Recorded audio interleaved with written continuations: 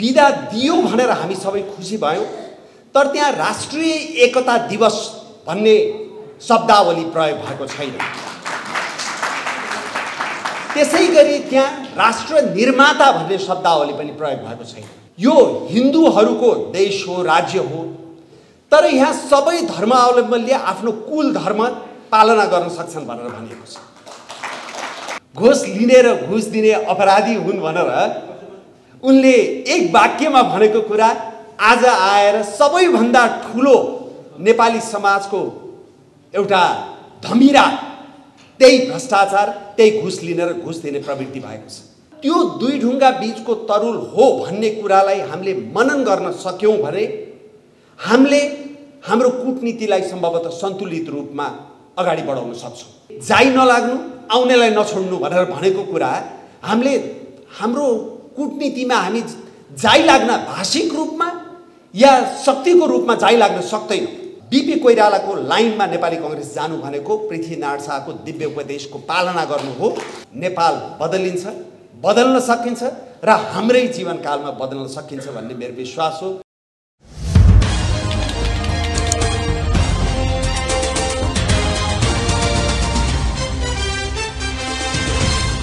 पृथ्वीनारायण शाह सम्बन्धी केही गलत भाष्यहरू यो समाजमा निर्माण भएका छन् र खास गरी हामीभन्दा मुनिको पुस्तालाई त्यही भाष्य हस्तान्तरण गर्ने प्रयास भइराखेको छ। ती भाष्यहरू गलत छन् र त्यो भाष्यको बारेमा म केही आफ्ना धारणाहरू राख्न चाहन्छु र त्यसपछि यो दिव्य उपदेशको सान्दर्भिकताको बारेमा प्रवेश गर्न चाहन्छु। सबैभन्दा पहिला अहिले तपाईहरूले बारम्बार सुन्ने एउटा विषय के हो भने पृथ्वीनारायण शाह चाहिँ नेपालको भौगोलिक एकीकरणकर्ता मात्रै हुन्, नेपालको भावनात्मक सांस्कृतिक एकीकरणकर्ता होइन। र अहिले तपाईले गृह मन्त्रालयले जुन पृथ्वी जयन्तीमा सार्वजनिक बिदा दिने निर्णय गर्यो, त्यो निर्णय हेर्नुभयो भने कतिपयले याद गर्नुभयो होला, भएन होला, बिदा दियो भनेर हामी सबै खुसी भयौं, तर त्यहाँ राष्ट्रिय एकता दिवस भन्ने शब्दावली प्रयोग भएको छैन। त्यसैगरी त्यहाँ राष्ट्र निर्माता भन्ने शब्दावली पनि प्रयोग भएको छैन। त्यो बठ्याइ गर्न खोजिएको किन हो भने उनी त भौगोलिक एकीकरणकर्ता पो हुन् त, वास्तवमा त्यो भावनात्मक एकता त कहाँ भयो भनेर त्यो उनको योगदानलाई संकुचन गर्न खोजिएको। अब हामीले बुझ्नुपर्ने एउटा कुरा के हो भने भावनात्मक एकीकरण हुनको लागि भौगोलिक एकीकरण हुनै पर्छ र भौगोलिक एकीकरण भएपछि मात्रै भावनात्मक एकीकरणको प्रक्रिया सुरु हुने हो। भौगोलिक एकीकरण नभई भावनात्मक एकीकरण कसरी हुने? जस्तो आज हामी पूर्वदेखि पश्चिमसम्म, उत्तरदेखि दक्षिणसम्म नेपालभित्र गयौं भने सबैले हामी नेपाली भनेर भन्छन्। त्यो नेपालीत्वमा गर्व गर्छन्, हाम्रो इतिहासमा गर्व गर्छन्, हाम्रो संस्कृतिमा गर्व गर्छन्। किनभने त्यो भूगोल, नेपालको भूगोल जुन निर्माण भयो त्यसले त्यो भाव अभिव्यक्त गरिदिएको। तपाई नेपालबाट बाहिर जानुहोस्, सिक्किम जानुहोस्, दार्जिलिङ जानुहोस् अथवा भुटानमा पनि हाम्रा धेरै नेपाली मूलका भुटानीहरू हुनुहुन्छ, त्यहाँ जानुभयो भने उहाँहरूले के भन्नुहुन्छ? हामी नेपाली मूलका भारतीय हौं, नेपाली मूलका भुटानी हौं भनेर भन्नुहुन्छ। हामी त नेपाली हौं भनेर जुन गर्व गर्छौं त्यो नेपालको भूगोलको कारणले सम्भव भएको हो र त्यो भूगोलको जग हाल्ने काम पृथ्वीनारायण शाहले गरेका हुन् र त्यसै कारणले त्यो भूगोल सँगसँगै त्यो नेपालीत्वको भावना पनि हामीसँग जोडिएको छ। यो गलत भाष्य हामीले चिर्नुपर्छ। दोस्रो कुरा, पृथ्वीनारायण शाहले सांस्कृतिक एकता गरेनन्, नेपालको विविधताको तपाईको सम्वर्धन प्रवर्धन गरेनन्, त्यो विविधतालाई मार्न खोजे भन्ने अर्को गलत भाष्य छ। त्यो होइन। पृथ्वीनारायण शाहले काठमाडौँमा विजय हासिल गरेपछि, कुमारीको पाउ गएर ढोगेपछि, राज्य सुरु गरेपछि उनले भनेको एउटा दिव्य उपदेशमा भनेको एउटा कुरा के हो भने यो हिन्दूहरूको देश हो, राज्य हो, तर यहाँ सबै धर्मावलम्बीले आफ्नो कुल धर्म पालना गर्न सक्छन् भनेर भनिएको छ। भनेको त्यो त त्यो संस्कृतिलाई सम्मान गरेको हो नि, होइन? त्यसकारणले यो काठमाडौँ उपत्यकामा त अझ जगमानज्यूले पछि बढी व्याख्या गर्नुहोला, नेवा संस्कृति र सभ्यताको ठुलो संरक्षक पनि हुन् पृथ्वीनारायण शाह र उनले त्यसलाई सधैँ सम्मान गरे। उनले मुजुरा हेर्न नजानु, नेपाली गीत सङ्गीत नृत्यको प्रवर्धन गर्नु भनेर उनले त्यसै भनेका होइन। त्यसकारणले गर्दाखेरि यो भाष्यलाई पनि तोड्नु पर्नेछ। तेस्रो कुरा के हो भने पृथ्वीनारायण शाहले तपाईको हत्या हिंसा प्रयोग गरे एकता गर्ने बेलामा भनेर भनिन्छ। हामीले बुझ्नु के पर्यो भने संसारभरिमा एकीकरणको समयमा, त्यो पनि आजभन्दा 200-300 वर्ष अगाडि एकीकरण गर्ने बेलामा हत्या हिंसा नगरिकन गर्ने एकीकरण गर्ने चाहिँ को एकीकरण गर्दछ संसारमा? कोही छ? यसको अर्थ मैले हत्या हिंसाको औचित्य दर्शाउन खोजेको होइन, तर जुन कुरा संसारमै हुँदैन त्यो हामी कहाँ भएन भनेर गाली गरिदिने फोकटमा। अलि भर्खर बिपिनजीले बिस्मार्कको उल्लेख गर्नुभयो, जर्मनीको एकीकरणकर्ताको।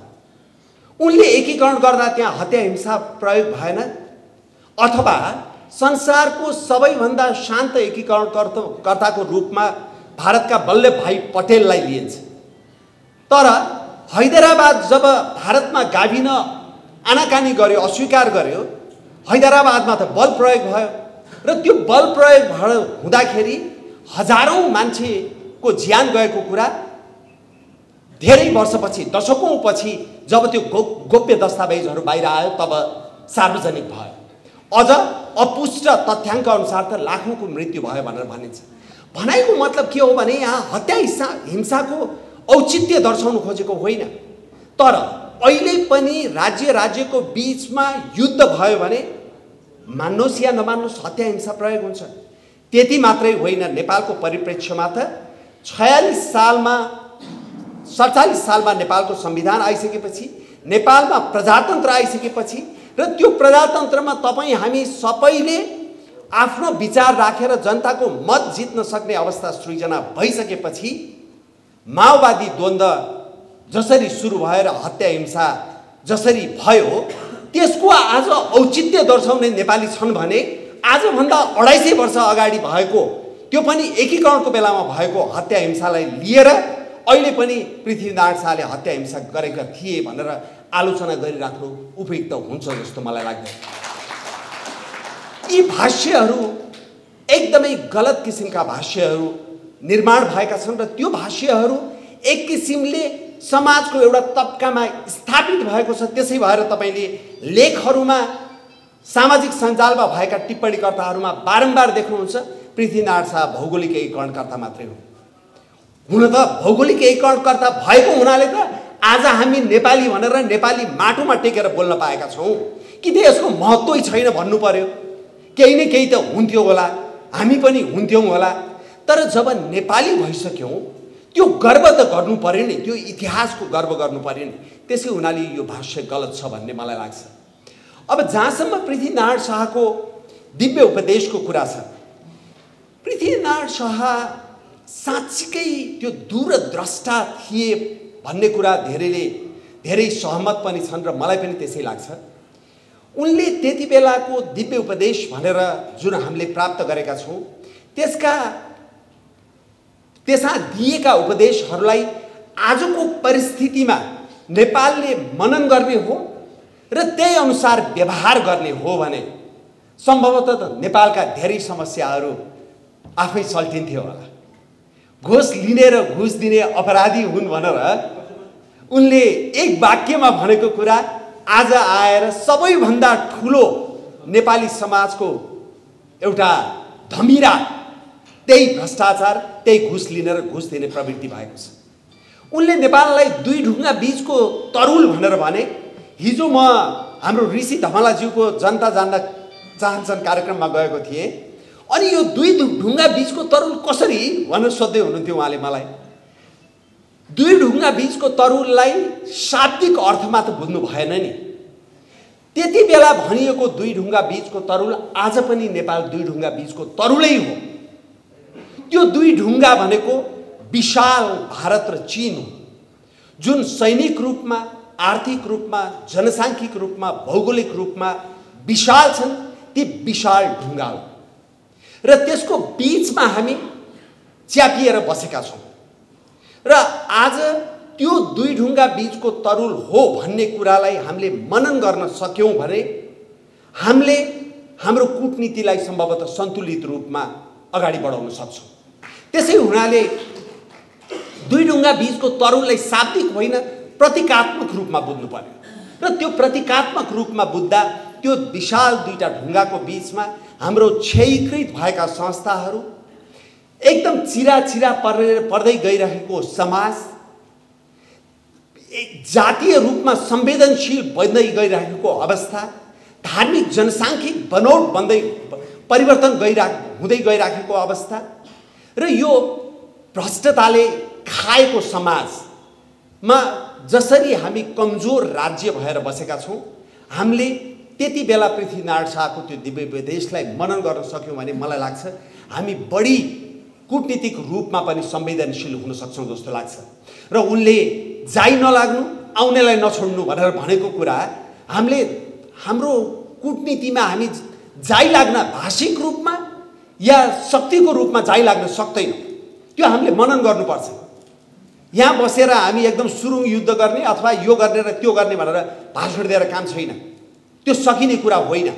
त्यसो हुनाले त्यो कूटनीतिको सन्तुलनको लागि पनि त्यो दिव्य उपदेश हामीले सम्झना गर्नुपर्छ। त्यसै गरी उनले अघि पनि मैले भनिहालेँ, यो मुजुरा हेर्न नजानु भनेको यहीँको गीत सङ्गीत धर्म संस्कृतिलाई प्रवर्धन गर्नु भनेको, उनले जहाँ उद्योग धन्दा सञ्चालन हुन सक्छ त्यहाँ बस्ती नै हटाउनु, उद्योग धन्दा सञ्चालन गर्नुपर्छ, जडीबुटीहरू बिक्री गर्नु भनेर भनेका आदि इत्यादि यी सारा कुराहरू जे जति भनिएका छन् र देशलाई तपाईको 4 वर्ण 36 जातको फुलबारी भनेर जुन भने, यो सबै विषयलाई समग्रमा हेर्ने हो भने, त्यसलाई मनन गर्ने हो भने, त्यसलाई चिन्तन गर्ने हो भने र त्यसलाई आदर्श मान्ने हो भने मलाई लाग्छ आजको नेपालको परिस्थितिलाई हामी फरक ढङ्गबाट हेर्न सक्छौँ। र राजनीतिक रूपमा हेर्दा पनि म त के भन्छु भने राष्ट्रिय प्रजातन्त्र पार्टी त पृथ्वीनारायण शाहको अहिले जन्म जयन्ती, यो सार्वजनिक विधामा राष्ट्रिय प्रजातन्त्र पार्टीले शर्तको रूपमा यसलाई अगाडि सारेको हो र यसको श्रेय हाम्रा अध्यक्ष राजेन्द्र लिङ्गदेनजीलाई जान्छ र त्यो शर्तका कारणले गर्दाखेरि आज त्यो सङ्कुचित मन लिई पनि छुट्टी दिन बाध्य भयो सरकार। र मलाई पत्रकारहरूले सोध्दै हुनुहुन्थ्यो भोलि यो क्याबिनेटको निर्णय हो, मन्त्री परिषदको निर्णय हो, फेरि हटाउनु पनि त सक्छ भनेर भन्दै हुनुहुन्थ्यो। मैले भने अब चाहिँ कसले हटाउँदो रहेछ ल हेर्नु त भनेर भन्नु।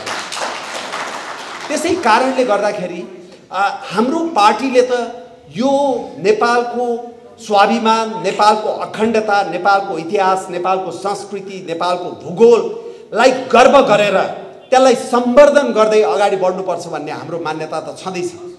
तर मैले बारम्बार भन्ने गरेको यहाँको नेपाली कङ्ग्रेस जुन पनि झन्डै झन्डै यही लाइनमा थियो र पछि अर्को लाइनमा गएर मैले यहाँ लुकाउनु पर्दैन, मैले बारम्बार नेपाली कङ्ग्रेसको प्रचण्डीकरण भयो भनेर भन्ने गरेको छु। जब नेपाली कङ्ग्रेस पनि प्रचण्डीकरण भयो नेपाली कङ्ग्रेसको, त्यसले पृथ्वीनारायण शाहको दिव्य उपदेश बिर्स्यो र मलाई लाग्छ नेपाली कङ्ग्रेस फेरि पृथ्वीनारायण शाहको दिव्य उपदेशमा फर्किनु भनेको जहाँ प्रजा मोटा भए मात्रै राजा बलियो हुन्छन् भन्ने वाक्य पनि छ र त्यो भनेको राज संस्था सहितको प्रजातन्त्र भन्न खोजेको र त्यसमा नेपाली कङ्ग्रेस फर्किने हो भने यो समाजको सन्तुलन धेरै ठाउँमा आउँछ।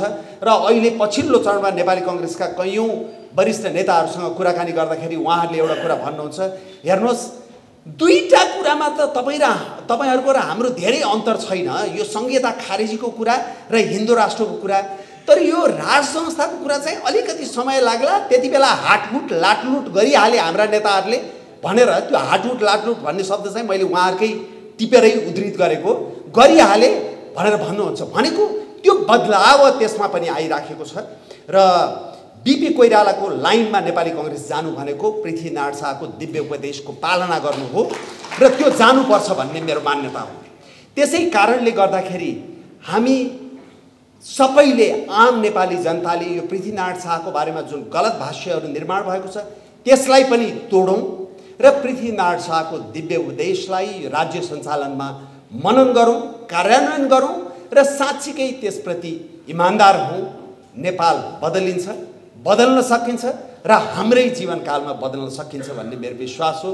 तपाईहरु सबैको जय होस्, नेपालको जय होस्। धेरै धेरै धन्यवाद।